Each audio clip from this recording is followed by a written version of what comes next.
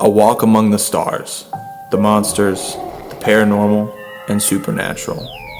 Join your tour guides, Justin and Josh, on this cryptic journey through life and beyond. What you may not know is you've been on this journey for a long time, and you finally arrived. Join us and our cult by subscribing to this podcast and giving us a generous 5-star rating. With doing so, your soul will be set and the afterlife defined. Welcome to It's Cryptic Out There.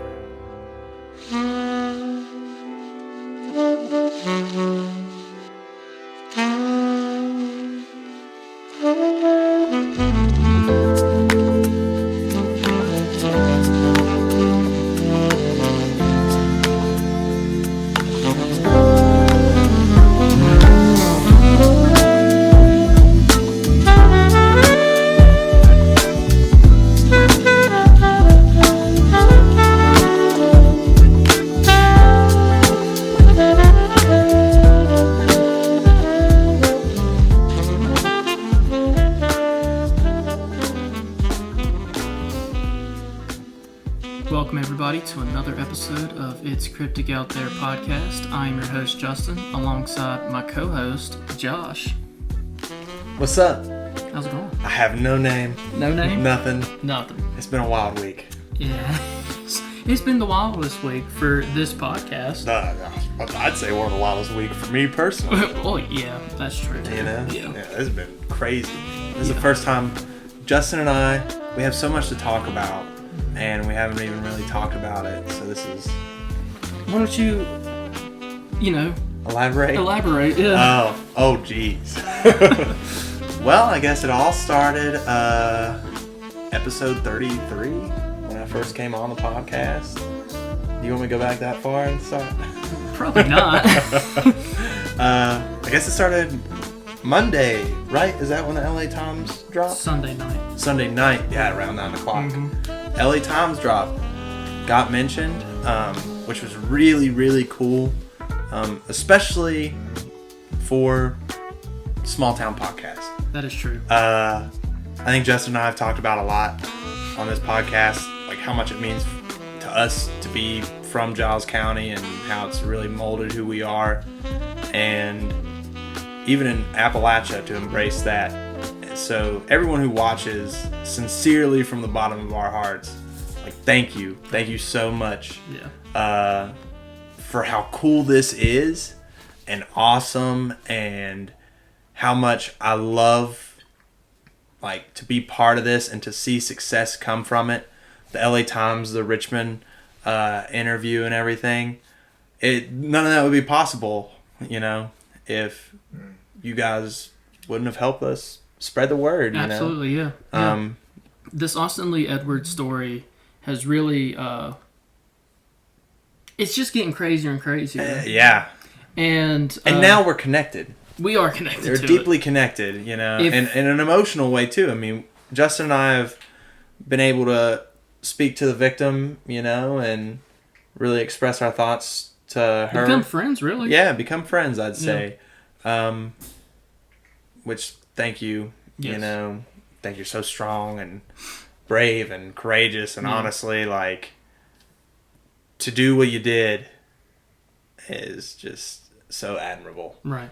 And if it wasn't for, us helping her story wouldn't have been in the LA Times. It wouldn't have been in all these other news outlets that's just copied and pasted LA Times. Yeah, and what we talked about, and even in the Jerry Smith case, what we talked about was, since he's dead, all the people that he abused or went through, all of that, they don't get a chance to speak up or say anything, or either they were too afraid to, or whatever, At least she was able to. Right. Right. She, even though her abuser had died, she is able to make that peace. Right.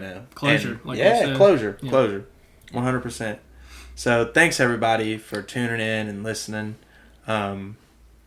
It's not something we ever expected. No. You know? No. It was kind of like fate in a way that we we're able to help this person out because nobody was reaching out back to her. Yeah. Everybody had an opportunity to. Yeah. She gave it a fair chance, and I'm just glad we were able to do that. Yep, absolutely. But dope as hell too, man. I'm just gonna get that out there. I was so excited. It was just like so sudden that okay, we're in like one of the biggest news outlets in the country. Only like 4 days ago. And it seems like it's been the longest week too. I know, man. I know. It's like forever. Right. And the fact, like we were talking about when I first got here, it hasn't really hit yet. Exactly. Like, it's cool to sit there and be like, but we're kind of looking at it like, oh, wow. Mm-hmm. That's interesting. Yeah. That's very interesting. But it's great that we were able to, like, do justice in a way. Yeah. Well, I hate to keep bringing up the Jerry Smith case, but that's something, like, that I felt ever since then is, how many people do their abuser die or something like that, and they don't get to come forward, Yeah. Which also kind of makes me think, like, makes me want to continue to do this. Right. When you help somebody like that and everything is changing. We're connected now, and I mentioned this to Josh. I know some of you may want different content, and we are going to present different content. But it just keeps getting crazier and crazier. So we have to, continue the story, it seems like. At least for me, maybe for you. Yeah, I think it has its moments. We're definitely seeing more come out. Yeah. I think it's going to get deeper, especially after we talk to Mr. Pike and see what he has to say, and even some of the stuff that I've seen, like I saw from actually the lady who wrote, Erin Morgan, who wrote the LA Times article that mentioned us. She had shared something where the police never searched his second home. We're going to get into that, yeah. Yeah, you know. So there's still some things like that, which, how much is... Another chapter. Yeah, and it... Honestly, like, this exposes a lot of cracks in a lot of systems. Yeah. That's really what I think this case has done. Right. Is shown where, from even 2014, you had this guy. One flawed system can create various problems. How many people, how many pedophiles are out there, dude? This guy became a cop. Yeah. That's something that still sets with me. I think about all the time, If you guys would have been able to... I think that's still the mission that we're trying to figure out. Yeah. How did he become a cop? Yeah, how did it even get this far? Yeah. And hopefully who we speak to in just a moment will elaborate more and give us and you all a better understanding, because he's got some history for sure. He's got some credibility and something that we won't say right now, but may spark up some more reporters. Yeah, or they're just, Maybe some headlines. I don't know. We'll just see what he says. Well, he's pretty cool. Yeah. So far. Yeah. Yeah. But it seems like anyone that you interact with who has any sort of, knowledge. Yeah. Even the reporter that we talked to. Yeah. Everybody knows something different. Yeah. Right. It's real big. And we're all trying to find out everything. Yeah. And just to be, gosh, my voice is cracking. Well, I'm pretty sure he's just gonna, talk our heads off. I'm cool with that. Yeah, same. But before we go ahead and do this interview, please share the like and subscribe on YouTube. 5-star the podcast if you enjoy it, on Apple Podcasts, Spotify, the Patreon. If you want to become a member of the Patreon, it's only $5 a month. You'll get bonus content, early access, and stuff that we won't share on the regular show. that may interest you. And Yeah, we'll keep it a little cryptic. Also, if you don't like this show, leave a 5-star and a funny review. Right. We got one that said if you like two guys who can't articulate as good as you are and you're a high teenager, this is the podcast for you. But they still gave us a 5-star. And if you're listening right now, shout out to you. I read that at work and I died laughing. Yes. That was hilarious. Yes. Yeah. It is what it is. I don't speak native tongue. No. You know, from the mountains of Appalachia, man. Words mean nothing. Well, Chow Gil.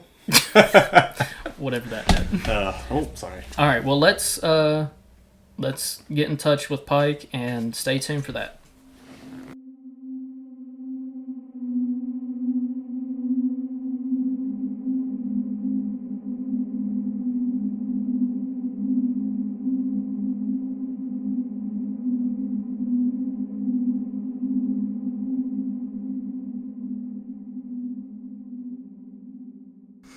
All right, everybody, we're here with Jeff Pike. Jeff, if you would, introduce yourself to our audience. My name's Jeff Pike. I'm based out of Wytheville County, Virginia. I'm the president and CEO of Complete Surveillance and Investigative Services. We've been in business. This is our 20th year. And prior to that, I was in law enforcement. So what kind of law enforcement? Well, I started out, my actual first job was a game warden. Okay. And I did that, and then I transitioned into a drug task force with the town of Pulaski, and I worked narcotics there, and then transitioned into Wytheville County and began as a narcotics investigator, and then worked general patrol, drug task force. I worked DEA, worked cases Florida, California. Then I went to the city of Lynchburg and was hired straight in as a narcotics undercover operative. I was sworn in the middle of the night by the chief and the clerk of circuit court, and there was only one other officer that knew of my existence. So it was what was considered a very thought out and deep undercover operation, and I did that and resulted in quite a large, one of the largest narcotics busts in the history of the city of Lynchburg. Wow. I received over my shoulder here the Honorable Service Award for that operation, which was the second highest award for the department. And then from that point, I started my business in 2002, and then I've been in private sector since. But I still do criminal investigations for defense attorneys and private individuals. So I kind of continued the investigative work. I'm an expert witness in a lot of different categories in law enforcement. So I still continue to do narcotics cases, murder cases, rape cases, along with the more insurance-related car crash, workers' comp, witness interview, background checks, a little bit of everything in the private sector. So you've seen probably some scary stuff. In my law enforcement career, it's pretty diverse. Yeah.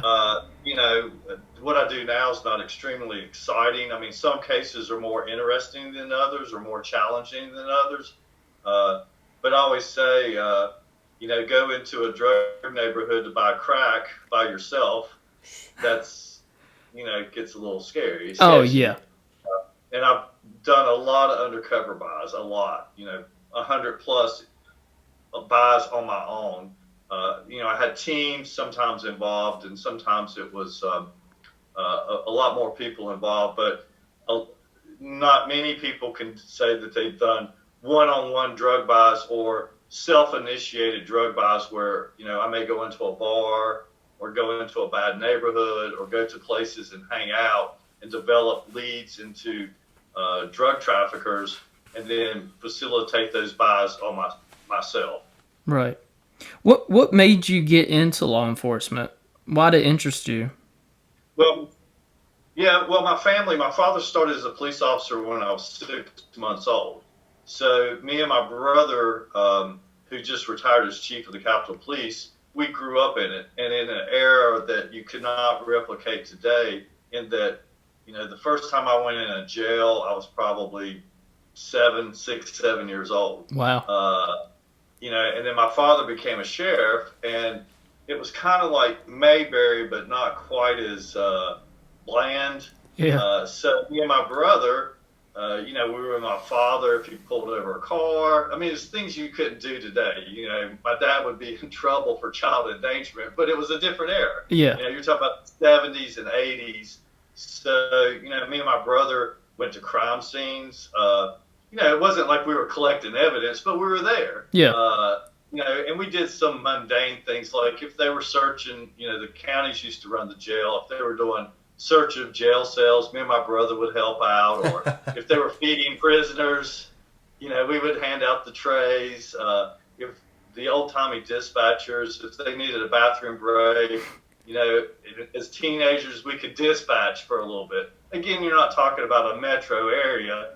You know, somebody would call in and you'd write down, you know, car 22's on the traffic stop. But it kind of, we grew up around it, so it was sort of our family business. Somebody, direct relatives of mine have been in service from 1964 till today. My nephew is currently a sergeant in Henrico County. His wife's the police officer. So my father, me, my brother, my nephew, so since 1964. A family law interest. Well, it's kind of like a bit, you know, the kid grew up and his dad was the insurance salesman, or the kid's dad had the car dealership, or the kid's dad was a plumber, you know, and, you know, they would haul the kid around with them doing a job. And so a lot of times that would segue into their, you know, future employment down the road. Yeah. It really seems like, you know, it's your life's work, really. You know, from the amount of self-initiated deals, things like that, it seems like what's made you into you is the fact that you've had an entire life in law enforcement in some capacity. Sure. And when I first got out of school, you know, I worked in the insurance industry doing investigations, and I worked for Travelers and Erie Insurance. At the same time, I worked part-time in law enforcement.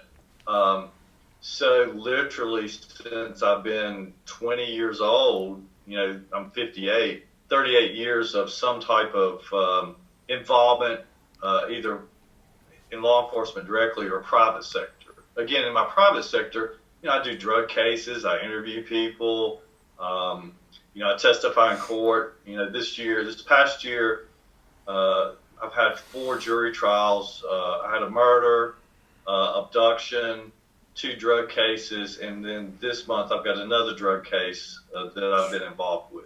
Wow. So directly telling the audience he's very experienced, and this is going to help out with what we're going to talk about now. When did you hear about the Austin Lee Edwards story? The first time I heard about it, it was posted on social media through a Facebook page called Scanner Food. And, you know, I don't know these people. I believe that they're mainly based in the Bristol area, but they post things like, for instance, today we had a murder in Wytheville County, or last night, and they seem to have some type of inside connection because most of your scanner and dispatch is encrypted now, but they seem to be sort of get the word fairly quick, and I assume that they have contacts in these different departments that are feeding them information. So the first post I saw was the general article where it said, you know, this guy committed the crime, and, you know, other than reading the article and knowing what I know about these agencies, my first post, and you can go back through my Facebook, I posted, I will guarantee that Virginia State Police and Washington County Sheriff's Office Human Resources is working overtime today. That was my post. Yeah. Didn't know anything about it. I just know, based on the crime and how these agencies work, and the fact that for this guy to do this, there would have had to been problems prior to that. You don't do a crime that severe and you guys are as part of this as I am.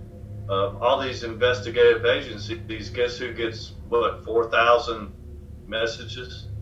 Yeah. Or however many it was. Yeah. And that only just goes back to what I initially said.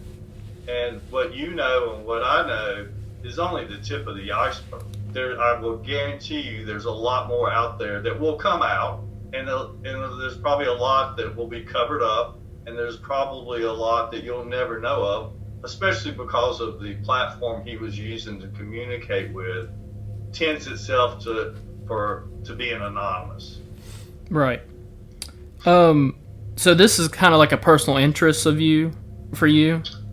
Well, I saw it, and then the LA Times contacted me. And even though I'm based in Wytheville, I have clientele all over the United States. And I have clientele in Los Angeles. I have clientele literally New York, Jersey, Connecticut, Florida, Texas, California, all over the place. And my niche is that there's not a lot of people in rural Southwest Virginia or Southern West Virginia that have a diverse background, good qualifications, and we're in this rural area that, there's not a lot of people that do it.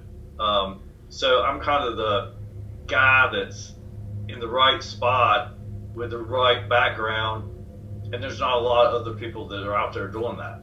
Right. So they reached out to me initially because they needed someone.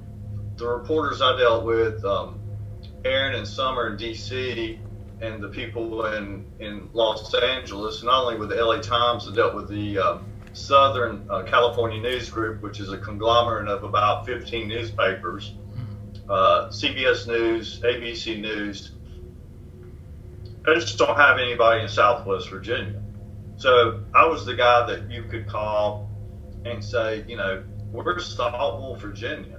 How far is that away from here? What do you know about the workings of things? So the LA Times got a rumor about this polygraph, and I reached out to my sources and was able to get my hands on it, and which basically blew the narrative of the state police of no problems, we didn't know anything. Washington County, not quite as bad, but pretty similar. Hey, he was a trooper, we didn't know anything, when in fact they did know something. And multiple people knew something, and multiple people failed to allow him to become a police officer, not one, but two agencies. Are you able to elaborate like what's on the polygraph? Absolutely. The polygraph was given by a state trooper. I verified that. He was given the polygraph in Lebanon, Virginia, which they would have an area office in that area. He was from Richlands, Pounding Mill, which is Richlands, border, Tazewell County. And on that polygraph, he admits to, and as he says, voluntarily committed himself to a mental facility. Yeah. Now, a polygraph is only a tool, and the majority of given a polygraph examination would be the interview and interrogation by the polygraph examiner. So if he said that to him, he would want to follow up and say, okay, where were you committed? What were the circumstances? What jurisdiction? What did it involve? So that the field background check person, who is separate from the polygraph examiner, would follow up on these things. But what I found as bad as that was in his polygraph, he admits to cheating on academic tests. He admits to having financial problems, and he admits to drug use, but he classifies his drug use as accidental, which to me is a red flag that, yes, it's possible, but, I don't know of anybody that accidentally used drugs. Did he say... And then again, I'm sorry. Did he say what type of drug it was? Yeah, he said it was an edible, like okay. a marijuana edible, Gotcha. which again is not that big of a deal, but you're going to want to ask, Okay, where was this at? Who were you with? What were the circumstances? The report I have is sort of the final report, but a polygraph examiner would have made or should have made detailed notes about these things. So what we have in the initial polygraph is, and if you had done just a little bit of checking, he's lied in it, he's admitted to cheating, he's admitted to financial problems, and he's admitted to drug use. Doesn't sound like a future cop.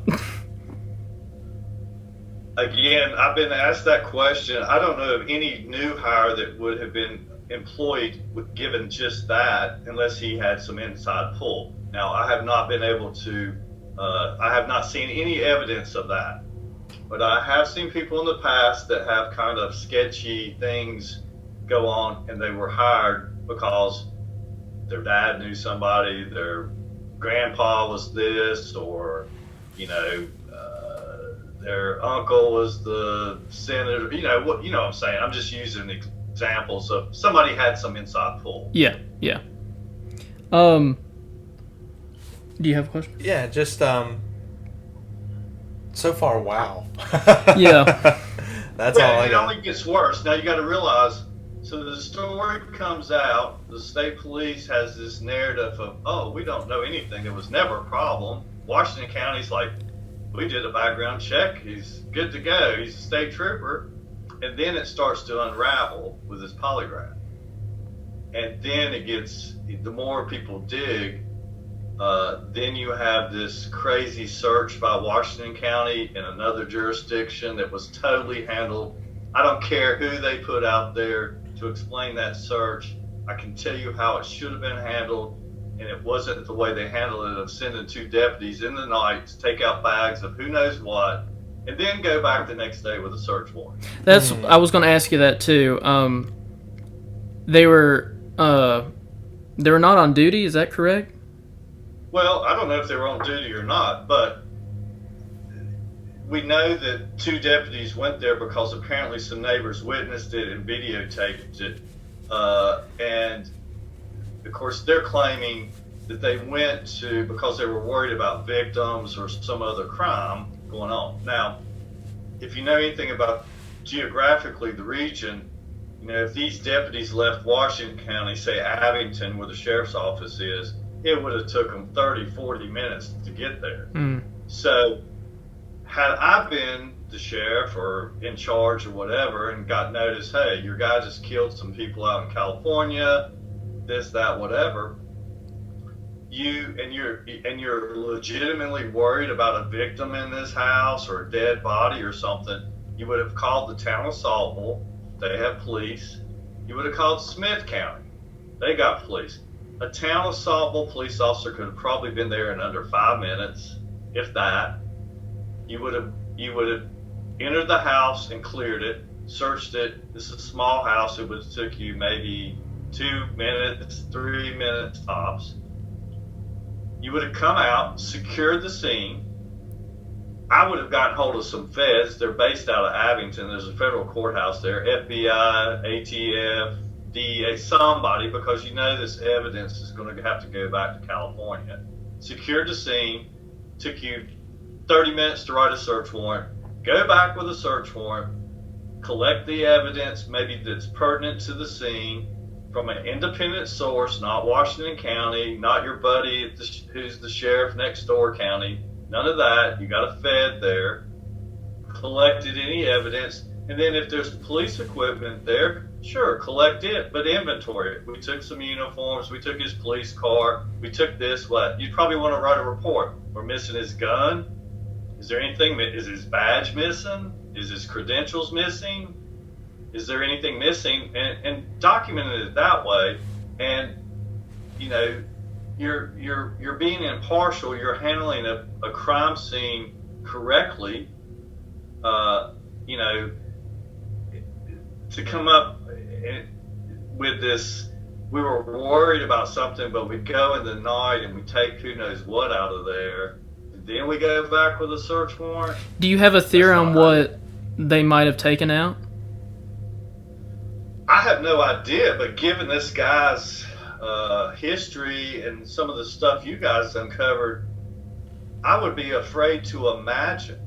Yeah. Was there child porn in there? Was there, some kind of very derogatory thing or photos that may be associated with these agencies? Well, I mean, he had nude photos, or he got nude photos from that girl, from the victim,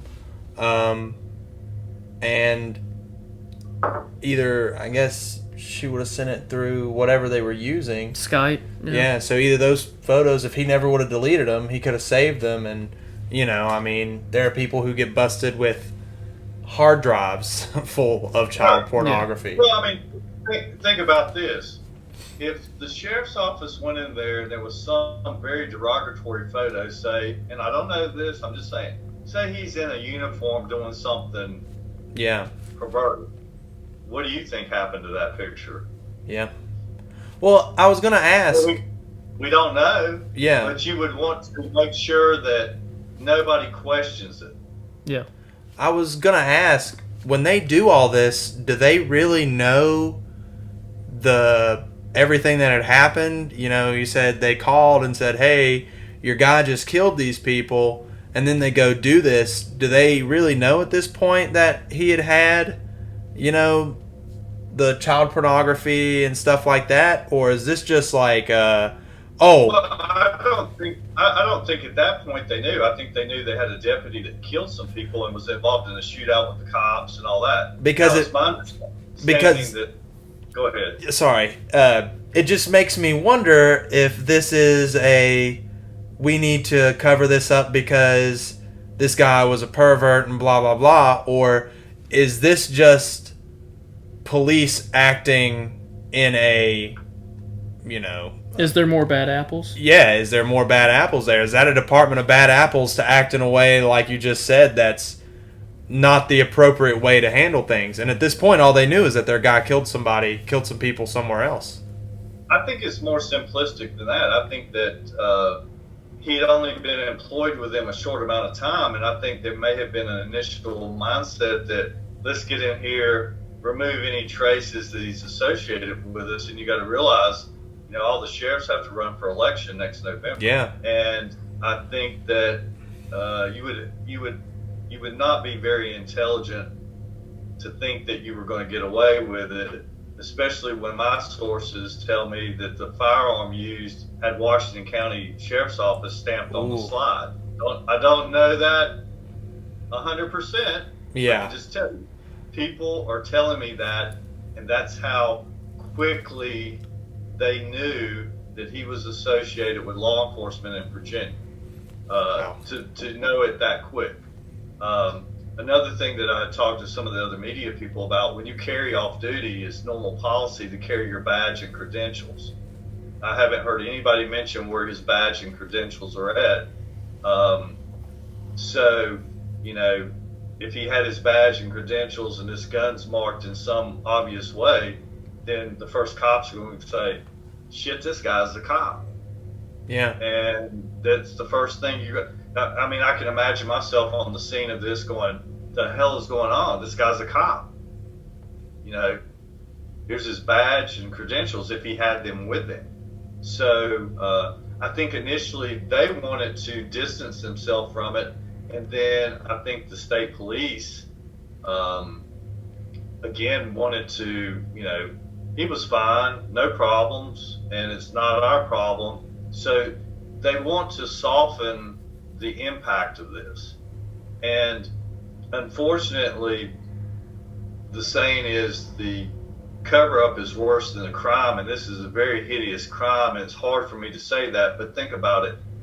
In law enforcement, the trust in the community is probably at the lowest it's ever been. Oh, yeah. I'd say that's, So if you had been smart and then not smart, but if you wanted to have done the right thing, you would have said, we really messed up here.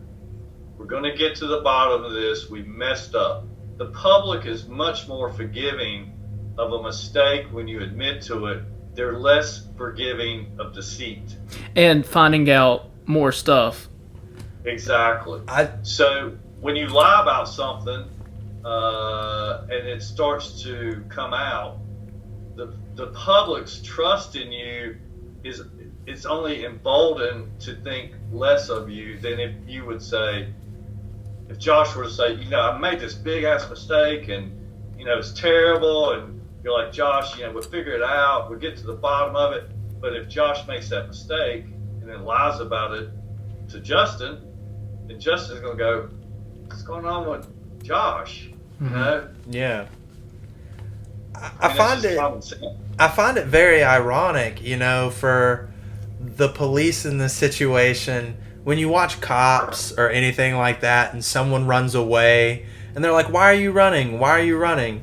Well, I just was afraid, And it makes me wonder if in this case, they're afraid. Like you said, you're up for re-election. There's so many things that are riding on the possibility of what could come out of that house or out of this case, that for you it might, or for them it might be easier I say, but, that fear of, let me just take care of this, I am the law, or whatever you're thinking in that situation of, I can control it. And if I can control the narrative, then I can control everything. Sure, and their narrative right now is going to be that there was this clerical mistake where you enter a gun purchase compared to a criminal history. Now, they have access to both. It's a matter of hitting one button and 30 seconds later hitting another button, and they're going to come up with, we've resolved this so you can hit one button and get both data services, or both data searches. That's nonsense. Why wouldn't you have done both to begin with? But let me say this real quick. The latest story to come out, if you want to pursue this narrative of worried about people and victims and stuff, why in the hell did you not search an apartment in Richmond? Yeah. When this guy could be connected to a cold case, a runaway, an unsolved homicide. You don't know what is in that apartment. That, I know the guy's dead. They probably figured out everything in California, but you guys have proven he has a history of this. That girl that contacted you is not the only one. Can't be. I will guarantee that. No. So, if you had done that search, you don't know what other crimes you could have solved. There could be a dead body out there somewhere.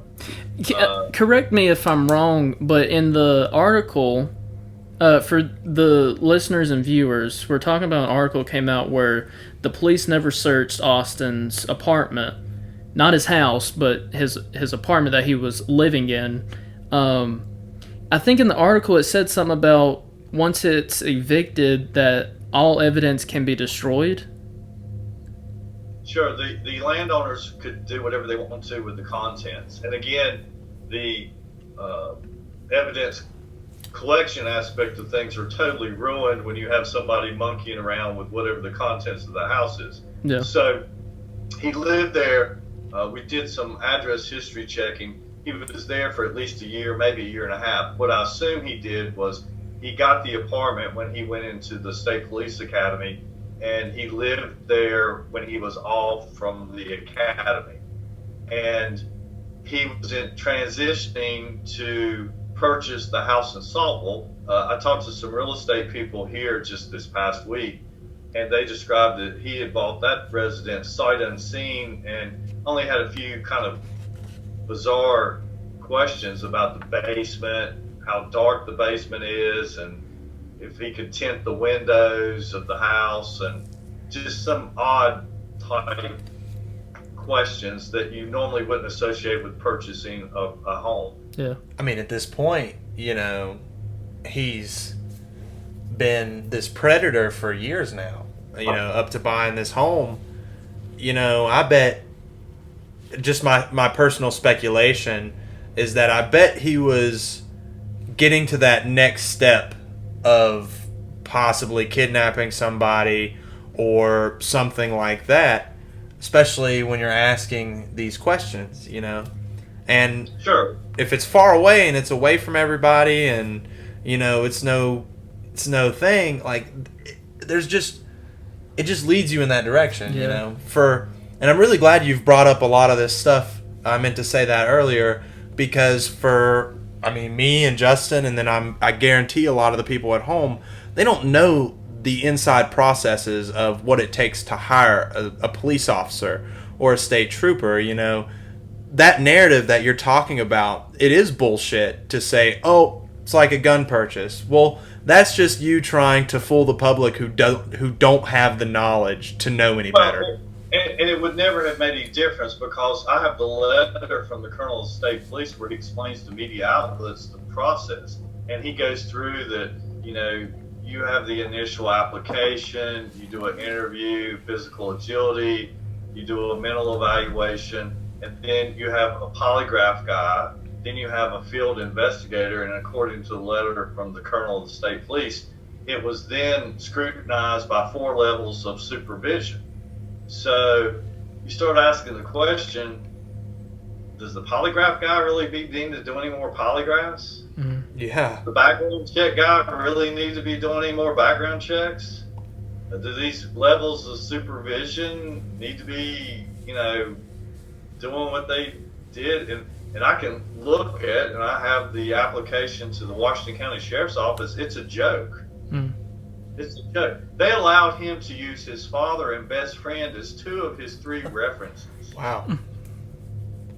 That's not a reference. No. And then they try to follow up with some neighbors, and they listed as they weren't home, so they just whatever. And then one of the references, which is very telling too, is apparently a member of the state police, and he's encouraging him to apply to other agencies. Well, if he was a good trooper, just this week we had an article where we had 4 new troopers stationed in Wytheville and Bland counties. They would have said, Mr. Edwards, give us a little bit more time. We're getting ready to graduate academy. We'll cycle the new guys into Henrico. We'll get you closer to home. They're not going to encourage a guy that they just spent all this money and time with to run through a full police academy to apply to other agencies. That to me is super telling, that, you know, if you're a good officer, they're doing that now because they cut the academy down to a fraction of what you have to go through if you're already certified, which they never did before. So they're going to make every effort to keep you and not go somewhere else. To me, that's a very telling part of that application. Gotcha. With all this being said, do you have a theory on, like, how was he able to, like, move his way into becoming an officer? Like, well, you know, I don't think he really, you know, I know I had listened to one of y'all's earlier podcasts about fooling people. Obviously, he had to operate with some normalcy in society. However, to maneuver his way into these positions should never have happened because it's there. It's there from the start. You know, not necessarily the perverted stuff that's in these conversations, which is beyond, you know, you're not talking about somebody playing grab ass with their girlfriend on the computer. This is perverted adult talking some of the worst things that you can imagine. You've seen it, I've seen it, to an underage girl, and multiple girls most likely. You know, it was there from the get-go. You should have saw, you know, once they said he threatened to kill his dad and kill himself, done deal. Yeah. Which, what a way to use your dad as a reference, and you want him to die. Yeah, you with know, possibly that hatchet. Yeah, like that's so crazy. The thing is, to put that in perspective, my father has the most incredible credentials of any law. I mean, he's a presidential appointee. Wow. As the head, one of 93 United States Marshals in the United States. He worked 2 terms Bush, 1 term Obama. Wow. On the parole board. On the board to abolish parole. He's done something for about every governor since 1980. And I'm not listing my dad as a reference. They would laugh me out of the place. Yeah, I mean, he would be honest. And I tell people, the only ticket I've ever got in my life, and guess who gave it to me? Your dad. My dad.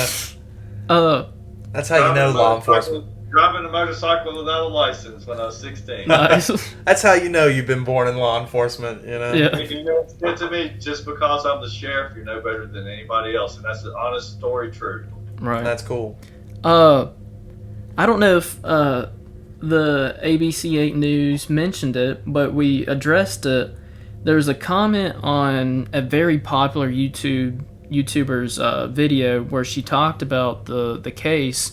There's a comment that's saying that they were Austin's like really close friend. He stayed the night over with her and her husband, and that they knew his of-age girlfriend from California personally. Who is this mystery girl? We're trying to figure this out. I actually commented on that comment to see if she would reach out and, you know, talk with us, but I haven't heard anything. He must have went to go see her, saw her, because in the comment she said that the girlfriend was shocked. You know, he seemed normal. I mean, they were talking, this and that. And then after he visited her, I guess he went to go kidnap the 15-year-old and kill her family. See, I don't know anything about that timeline. The last communications I had with LA was that the investigation was now focused solely on the data stuff, and that was taking some time. And given the amount of stuff that you guys had uncovered, I would think that there would be just this huge mass of communication, not only with the girl that he kidnapped, but maybe with other people. Right. So, you know, I can only imagine it's probably quite a lot. And, you know, that's my understanding of where the investigation is now. My sources out there, again, I can't confirm this, and I don't think that there's anything wrong with, you know, talking to people who are out there who are probably way more in the know than any of us are, that, you know, there's some questions about how the family was killed, that they possibly were not killed with a firearm, which leads you to think how much more brutal could this murder have been, you know, irregardless of how you do it. How did he access the family? You know, where is the badge? Where's the credentials? Recording in progress. Okay. This meeting is being recorded. I'm glad you caught that now. Sorry, everybody. The Zoom messed up. It said that we needed to pay. Don't know why, but we're back here. Where we left off was this mysterious girlfriend, and we're unsure how the victim's family was murdered. The possibility of them not being killed with a firearm. Yeah. Which would have been possibly the Washington County firearm that he carried, right? Is that a possibility? We do know that the Washington County firearm was utilized in the shootout with the police and utilized to kill himself. We do know that from the reports out there. Okay. And I think we skipped, and to go back, we might have skipped another part of, other than the polygraph, and, you know, I have it here, and, you know, again, I'm just a regular guy, just like you guys are. Don't have a badge anymore or whatever, and, you know, again, we got word of this committal, and, you know, I've got the petition to access his order of treatment, and I have the order of treatment where his gun rights were revoked. And he could not purchase a gun, and he could not do that until he went back to court and a judge reinstated his rights. The court clerk, by law, has to file that with the CCRE, which is the Central Criminal Records Exchange, that is maintained by the state police. And he wasn't even supposed to have a gun. So they're not only was not supposed to have a gun, but you got two agencies.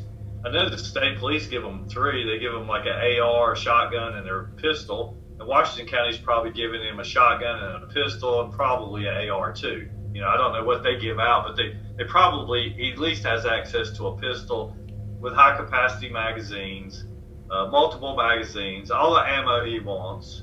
It's all going to be provided to him. So if he was no longer with the Virginia State Police, see, I don't know this, but does he keep the guns that were given to him, or does he have to send them back?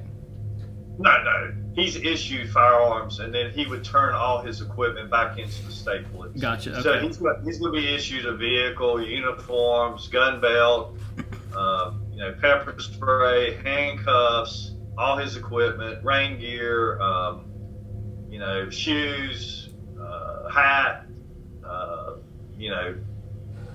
different types of uniforms, dress uniform, work uniform, and all that stuff has to be turned back in. Gotcha. Badge, credentials, unless he, it's not uncommon for somebody to snag a uniform or a shirt or a hat or something like that. Depends on how meticulous they were about inventorying his equipment. Right. I was going to ask, was there anything, or do you know anything of like he planned, like it was planned to go kidnap this girl, or was it like spur? Was it planned to go see this mysterious girlfriend and then, I got this opportunity to kidnap this 15-year-old? Like, yeah. See, I don't know any of that. I would think that there would have to be some planning in that, it's not like he drove across town. He drove from Radford to Pulaski in 15 minutes. Depending on how he drove, it would take you 3 days to get there by car. So there would have to be some thought about what are you going to take, where are you going to, where does she live, how do I get to where she lives, I got to have money to get there, so there would have to be some planning because of the extent of that travel. Again, it's not spur of the moment. Like, I decide that, I want to do something terrible in the town of Wytheville. In 10 minutes I could be there. And you could maybe construe that would be spur of the moment. But to drive from here to Riverside, California, if I said, I just decided to do it, I would have to, map things out, get some money, whatever I'm taking, It'd be interesting to know if he stopped anywhere, if he slept in his car. Did he get pulled over by any cops on the way out there? Like the Idaho murder guys were? Yeah. Back to PA? That's kind of what made me think of that, is just what was the situation of events that led to that. And something you brought up earlier about him buying that house in Saltville, the basement being dark, windows tinted, was the plan, I'll kidnap this girl and I'll take her back to Virginia and keep her in my basement. Well, and there's that's not the kind of question you ask when you buy a house. Yeah. And I'm not going to buy a house sight unseen. Mm-hmm. Yeah. So it kind of just makes me wonder, if I'm going to use this as kind of like my play area. This is where I go, how common is it? How common is it for someone to tint their house windows like a car? Yeah, that is. I don't know anybody tinting windows unless it's a commercial building and they don't want sunlight in the lobby or something like that. See, a lot of times when you investigate crimes and whatnot, you want to look at what's the norm. So what's the norm when you buy a house? How many people buy a house unseen? Yeah. Sight unseen. Does it happen? Yeah. Investors, whatever. This is a young guy that never owned any property prior to this. He didn't own anything. He rented or lived with mom and dad. So if you're making your first home purchase, I think I would probably have looked at the place. That to me would be the norm. Yeah. Obviously, Yeah. Where do you see this going after this? What's come out recently? I think that the agencies will stick with, we're not going to really say a lot. We hope the impact of this diminishes. I'm afraid that, unfortunately, the scope of the Inspector General's investigation may be limited. The governor can do that.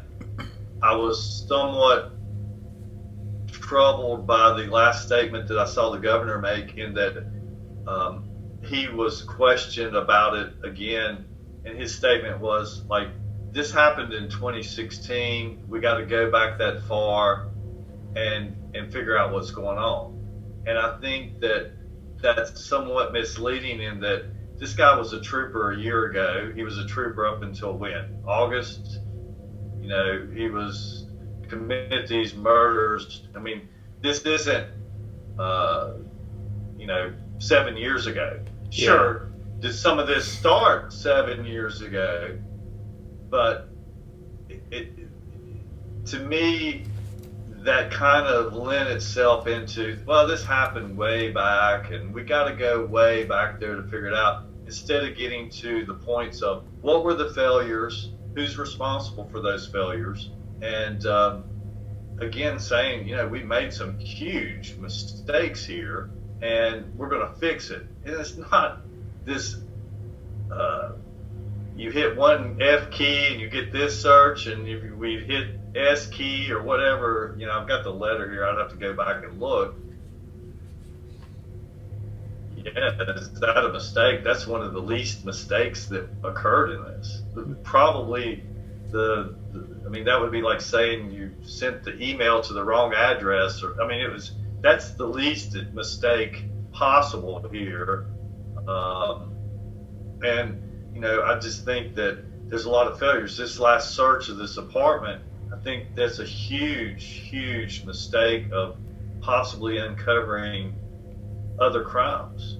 And why you would not do that, the only thing I can think of is that, and I think in that one article they had some law professor or whatever say, they may be reluctant because they're scared of what they may find. And that's a sad statement. That is a very sad statement, because at this point you shouldn't be looking at protecting your agency. You should be looking at it as, how do we correct this, that it will never happen again. We're not worried about what you would make yourself, if you're worried about public perception, you would make yourself, from a PR standpoint, look much better if you're doing the right thing, and you're not sugarcoating. Yeah. I have this theory, I think it's unfortunate that this crime happened around the same time the Idaho murders happened. Yeah. And where Austin is dead now and the Idaho killer is still alive, the media seems to focus more on that and kind of overshadow this one. But, obviously that's a serious case. The guy's alive, though, but also with this case, it seems to be like a bigger issue with the police, having this flaw. And I just think that it needs to be presented more to the public. Well, when you pick out a flaw, this is an entire system that's flawed. Exactly. That, to me in itself, when you talk about public perception of the police is at an all-time low, is that not a reason as to why it is? Mm-hmm. I think that there are legitimate complaints when it comes to policing, and it's things like this. Who gets held accountable for these murders? If Austin is dead. Well, and I think it's the sensationalism behind it, as you know, and in the last 3 weeks, I've got a really, anytime I deal with a case and I deal with different things, I always say I get an education in another genre or something that I'm not familiar with. And the one thing out of this that I've gotten an education about is more high-end media, and then local media. If you notice, there's a very lacking coverage of local media about this. Sure, they publicize the initial things, and then it takes more high-end people And then when you start talking to them, and you know, my family's 6 generations in Wythe County, and I'm not being mean about the area. I'm not, you know, I'm proud to be from here. I live here, but these people are shocked at what goes on, and this is not an isolated case. In fact, today I worked with another media outlet that's going to be pretty big. I can't say who, and we talked about things, and I got off the phone with the reporter, and I just Googled police officer arrested in Southwest Virginia. Within 30 minutes, I think I forwarded her like 8 or 9 cases that solely involved cops with underage individuals. Jesus. Yeah, I mean, it's a real problem. That's not counting police caught DUI, selling drugs, you know, things that compared to this crime are minor, but they're not minor when you're talking about a police officer. Yeah. You know, I've seen it in my career.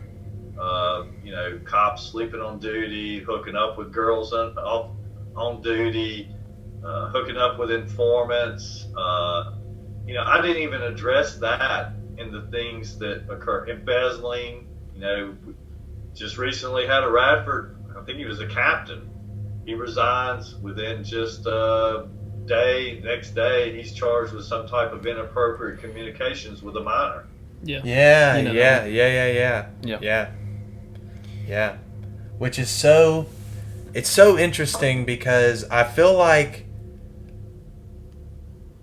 we hold police to a higher standard, but I think they also get away with a lot more because, well, you know, you're in a stressful job. You know, there's always an excuse for actions that happen, especially when it involves a police officer. And I think in this case, especially kind of with what Youngkin was talking about, like, well, this happened all the way in 2016. Well, just 2 years before that, he was talking to our victim, who was a 13-year-old, and he was a grown man. You know, like, it's not like if you wanted to just look at this one guy, you could probably go deeper than that and see where he had done something. But you did. You had that opportunity. And some people get mad at me. They'll go, you know, Jeff, you're bashing the cop. I've worked with some awesome police officers. And a lot of police officers go to work. They're very sincere about their work. But now, law enforcement is much like the football team or the sorority or the whatever. Brotherhood. So that it lends itself to people looking the other way, or, you know, we don't want to come out and address these issues because it makes us all look bad. But I'm in the mindset of it doesn't. It makes you look more credible to the public. I think vulnerability shows that you're willing to be human and admit mistakes. You know, when I think that the frat mentality, the fraternity, sorority kind of mindset is, if I go against my fellow officer, they won't have my back maybe when I need them. And that right there inherently creates, you know, like an unspoken rule, you know, You're going against the club. Yeah, the unspoken rule of law enforcement. It's like its own separate code. And I can tell you personally, I've made a complaint about an officer, and it was a very serious complaint, and I paid a heavy price for it. You find yourself going on every call. Nobody shows up when you go on the call. You don't get any backup. It's not so prevalent in a bigger city or a bigger organization, especially in a city police department. But in the county or rural areas, you'll find yourself, we used to call it, all the calls are dumped on you. Little things that you could use some help. So like you arrest a DUI, it'd be nice if another officer shows up and stands by until the tow truck comes so you can go ahead and transport your officer. You find nobody shows up. You know, you're handling everything by yourself, and it's just you know, it's just what happens. And you know, I wouldn't take back anything in my career, the decision I made involving police officers. You know, if you're doing your job, you know, and in my court cases now, police officers, Commonwealth attorneys and whatnot, to get mad at me, and I say, look, if you did your job correctly, I'm the last person you need to worry about. When someone hires me and I look into something, I see mistake after mistake after mistake. And again, I had a murder trial the first year. My family was awarded $3 million. $2 million punitive. Punitive shows you how big of a screw up it is. That's a huge verdict for Southwest Virginia. I've had drug cases dismissed, abduction dismissed. Wow. You know, and that's not my fault. You know, I went out and did the job that the police should have done to begin with, and we would not have gotten to that point. And it's so bad. I have, you know, not to be graphic, to kind of give you an example, I had a case, a sexual assault case. I testified in. It was a jury trial. The charges were much lessened. The jury actually had voted 11-1 for acquittal. My client took a plea bargain because the plea bargain was so minor. He just didn't have enough money to pursue the things. I was actually standing on the courthouse steps in this particular jurisdiction with a reporter from the Roanoke Times, and he was asking me questions. And when a group of cops came out, like, it reminded me of like this thug gang, and the reporter's standing there, and these cops come out and go, one of them says, I can't believe you fucking testified in that case.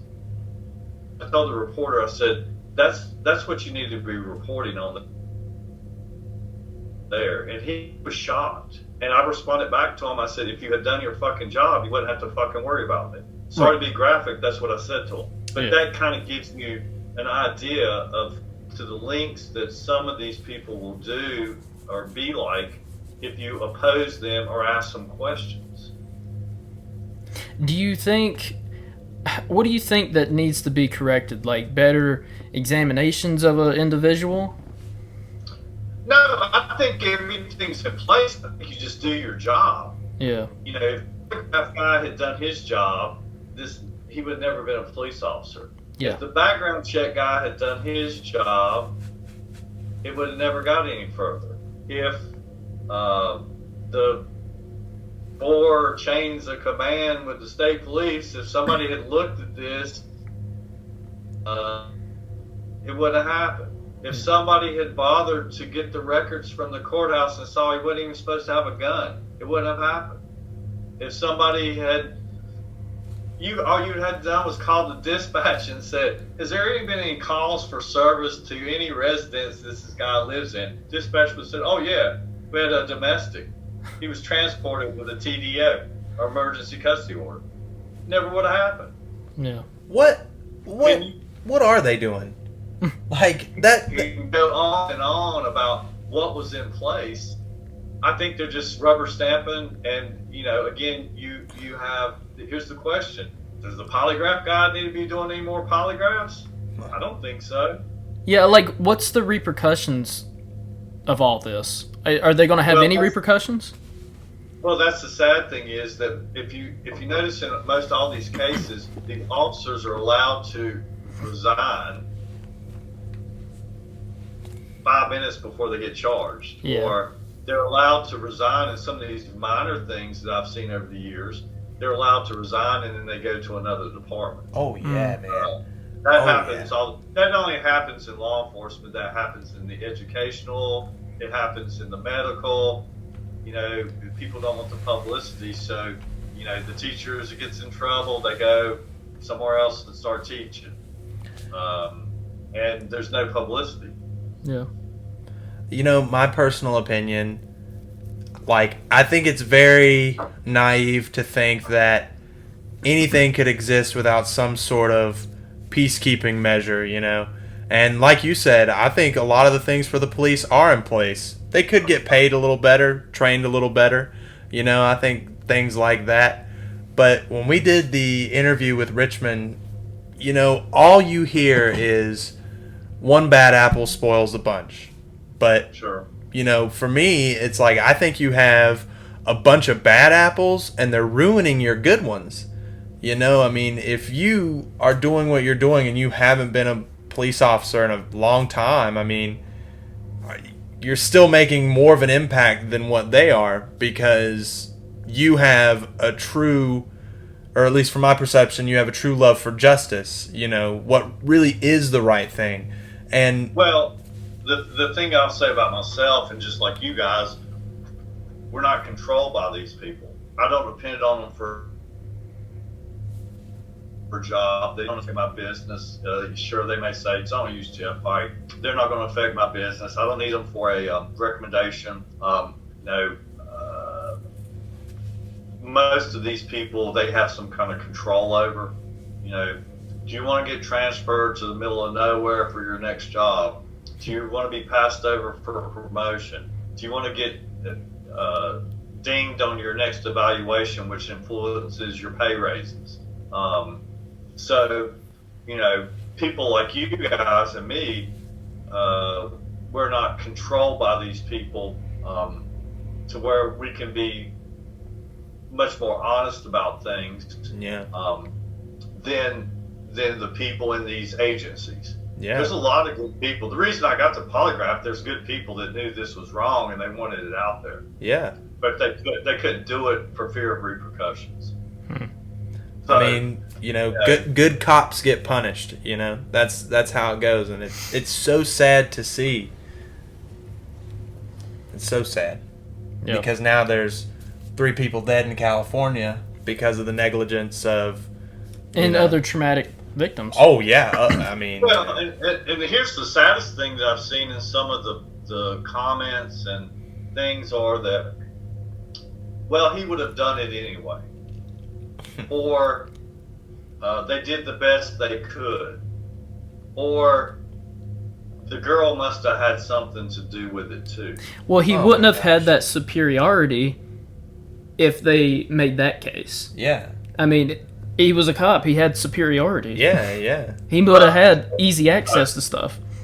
He's trained to make entries in the houses. He's trained in weapon proficiency. He's trained in a lot of things that he could have used to facilitate this crime. Yeah.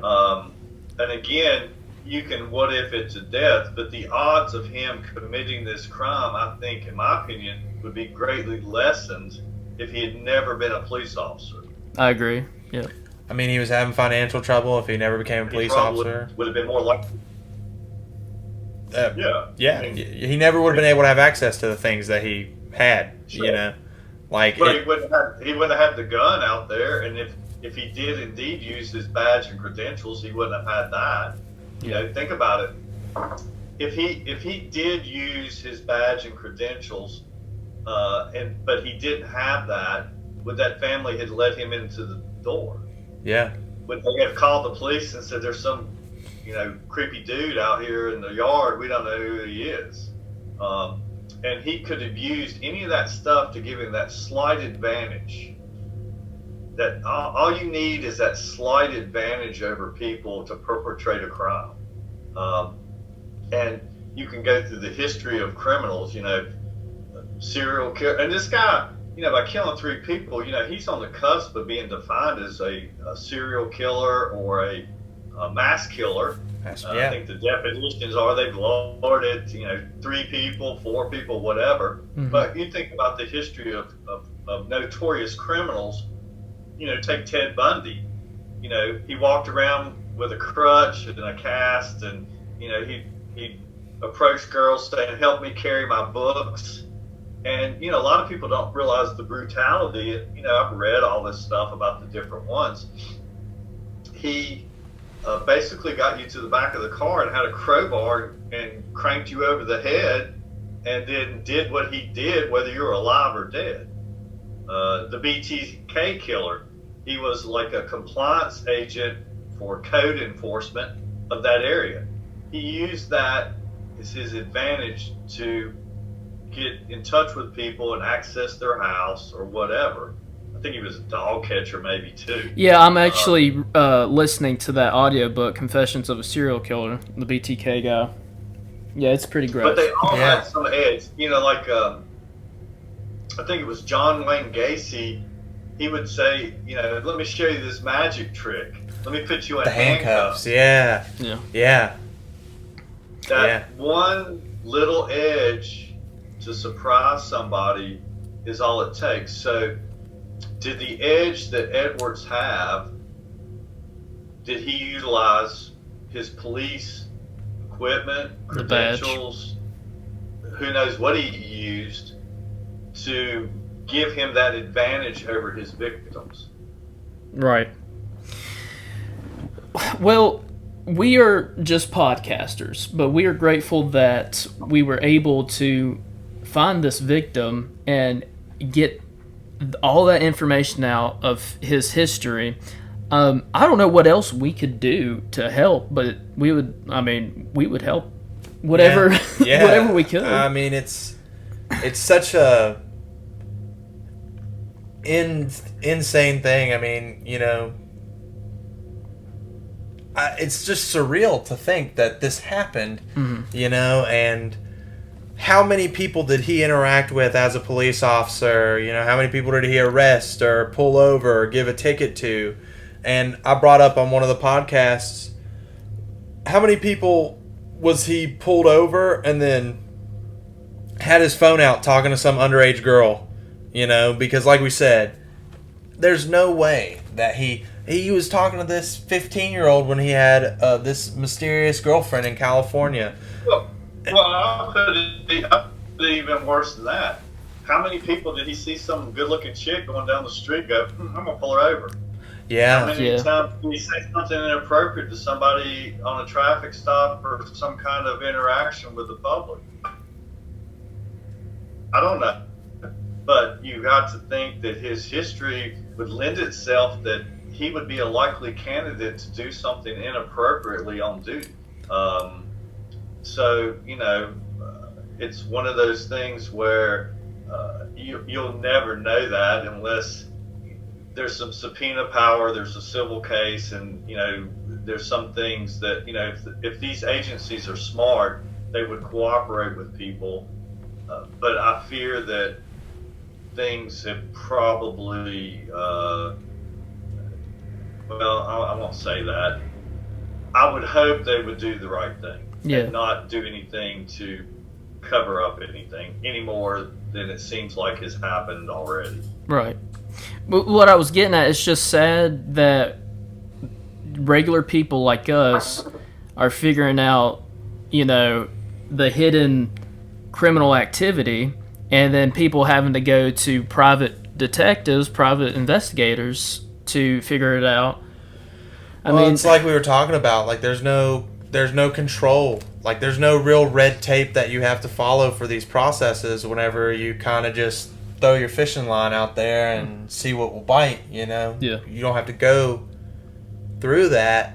And well, can you imagine if you were doing an investigation and you say, hey, I'm Josh, Officer Josh, guess what you could get?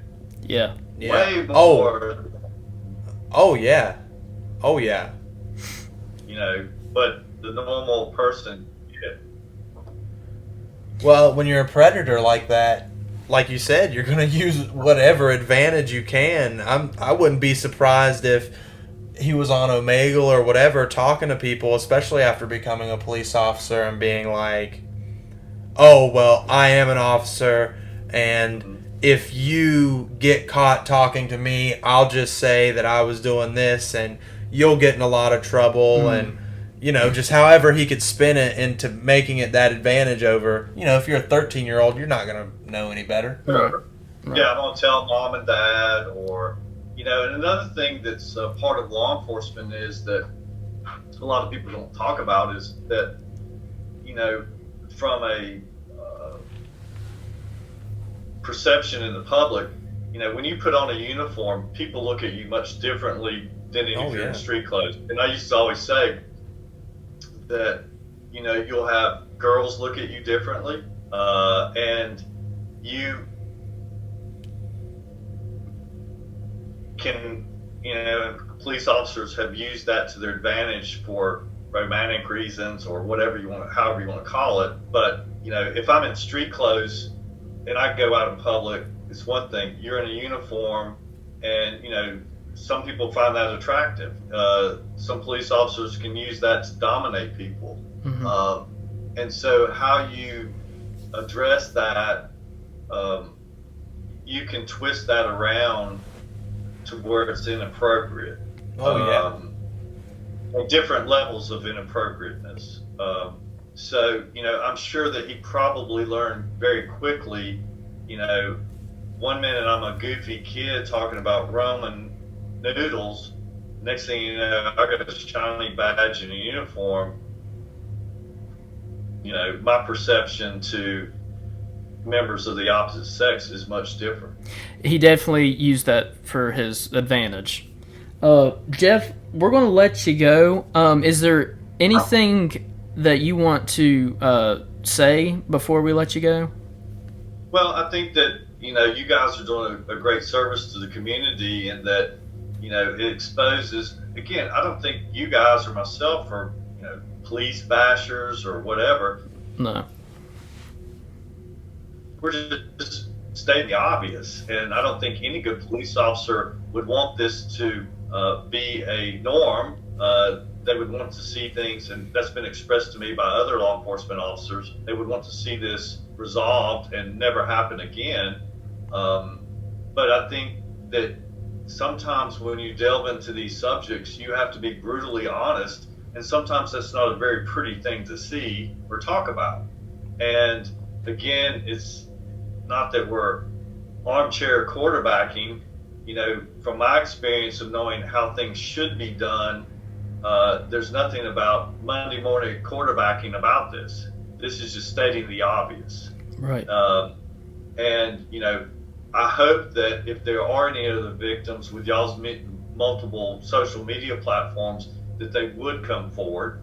I think they would do the community a great service. And, you know, again, I think back about this search of this apartment. Are there other victims out there? Is there some other crime that could be possibly solved? And people need to get beyond sugarcoating and softening the impact and do their jobs to make sure that the community, you're providing a service to community of safety and integrity and trust by doing the right thing. Yeah. Well, I guess time will tell. Hopefully hopefully there's no other victims, but if they are, hopefully they do speak up. Well, Jeff, thank you for being on. It was a pleasure. It was a pleasure. Honestly, it was awesome. It was a pleasure. I learned so much. Yeah. Yeah. Anytime you guys need anything, just let me know. Like I said, you know, I'm speaking from a background as an expert witness in homicide investigation, police procedure, evidence collection, and several other categories. And that designation comes from judges and court cases. It's not me saying I'm an expert. Yeah. These are people where I lay out my resume, I lay out my credentials, and a judge makes that decision. So, not to be braggy or whatever, I don't want people to think, you know, this is some has-been Right. in Wytheville County that doesn't have any type of knowledge about things. Right. Well, we definitely want to come back to you in a future episode to pick your brain, because it seems like you got a lot of history with a bunch of stories. Oh yeah. Definitely something that I am excited and a little scared. Yeah. a little scared to get into, but Yeah. really. Well, I appreciate you guys. I do commend you on. You know, you two guys accomplished something that two police agencies didn't. One of the biggest or the foremost police agency in the state accomplished. Thank you. Yeah. Thanks a lot. The amount of evidence that you guys obtained is over the top. Wow. We really that. appreciate that. Yeah. Thank you. Thank you. Well, Jeff, I'll keep in touch with you. And if we have to make another episode about this story, then we will. Sure. But we hope you. Unfortunately, I think there will be Yeah. more to come. I agree. Yeah. Well, Thank you so much, Jeff. We appreciate it. You're welcome. Yep. Good night. Yep. Good See night. ya.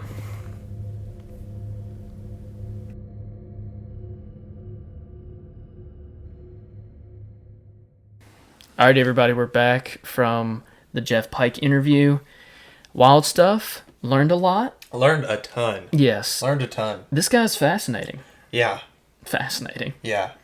I do think, I just want to make it abundantly clear, we do talk about the police in this. Yeah. And I think it would be unfair to say that, like, we don't support the police. Absolutely. Like, I fully support the police. Yeah, I think criticism is not a bad thing. Yeah. Criticism is not a bad thing. And what we talk about a lot in this is recognizing that the only way things can get better is if you recognize the issues at hand and try to fix them. What situation have any of us ever been in where if you don't communicate or you just push the problem away, that it fixes itself? That's never happened, ever. Yeah. You have to face your problems head on. And I think that, you know, unless we all, you know, can kind of do that and be part of the fixing, you know, you got to start somewhere.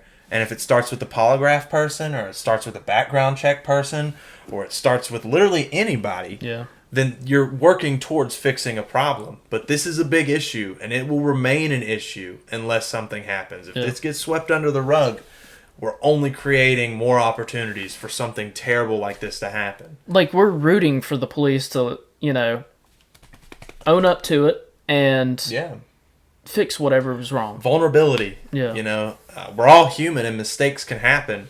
But when mistakes like this happen, it costs 3 people their life. A little girl's life is now changed forever. Mm-hmm. The victim that we had, her life has changed from almost 10 years ago. Yeah. And everything that she's went through. And then whoever else involved in this is horrible. Yeah. Horrible. Many lives affected. This is a serial pedophile, murderer, creep. Just evil person. Creep. Yeah. What an episode that was. What an episode. Yeah. What an episode. If you guys enjoyed this episode, and if you want us to continue with this, let us know. You can call the hotline. You can text the hotline, 540-358-1583. Contact us on the social medias, Facebook, Instagram, our personal Twitters if you find us there. Where else? Did you say Instagram? Yeah. Email. At It's Cryptic Out There. No. It's Cryptic Out There at gmail.com. Yeah, at gmail.com. There you go.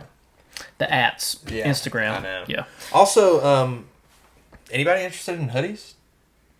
Yeah. You know?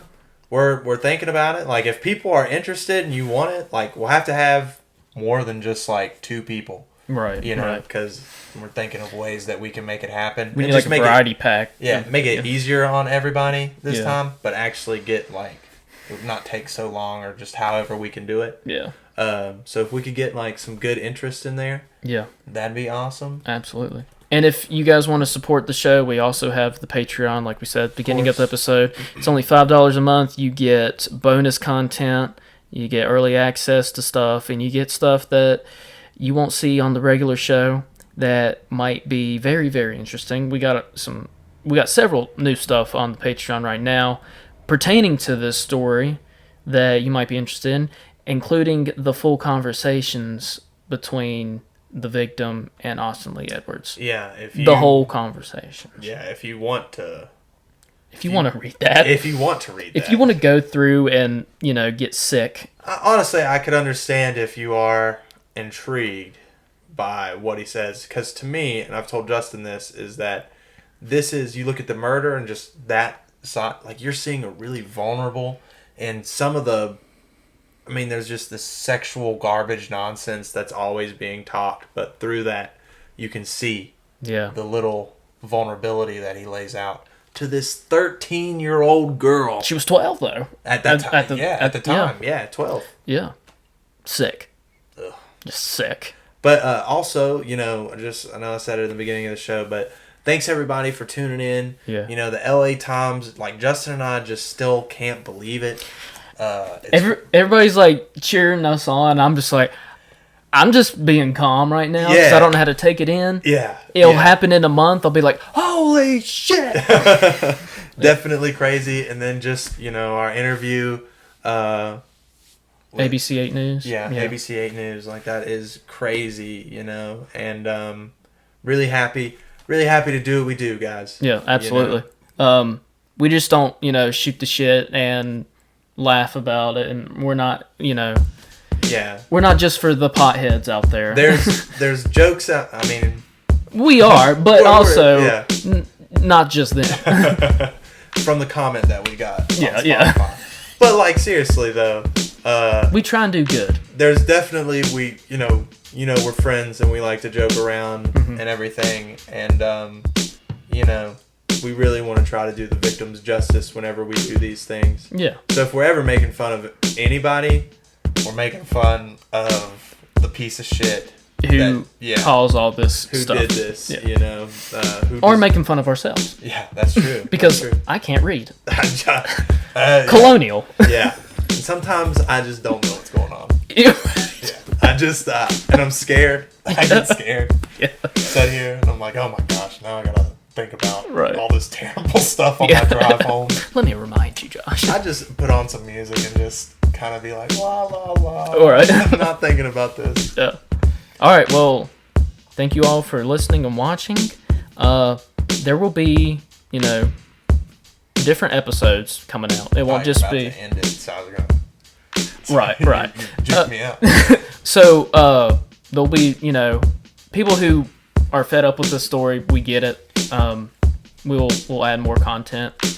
But if there's more, information that you guys wish us to address about this, we will. We might bring it up, even if we bring it up in every episode, we might just give like updates or something.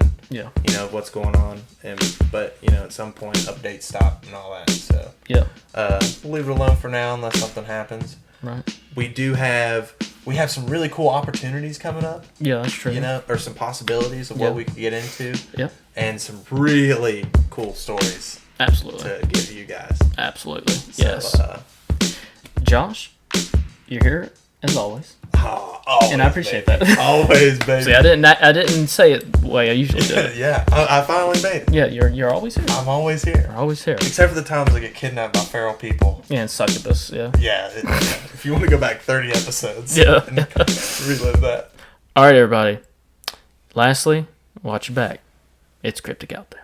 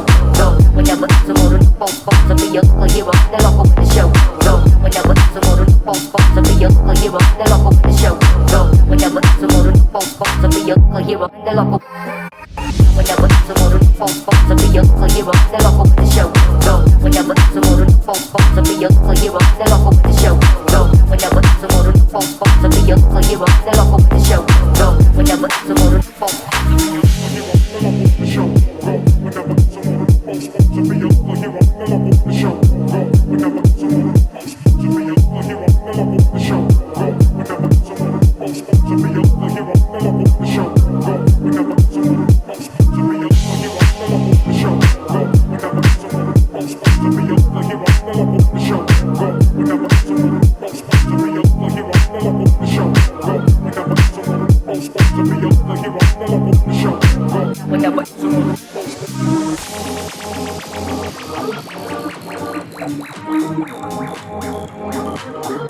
Hero,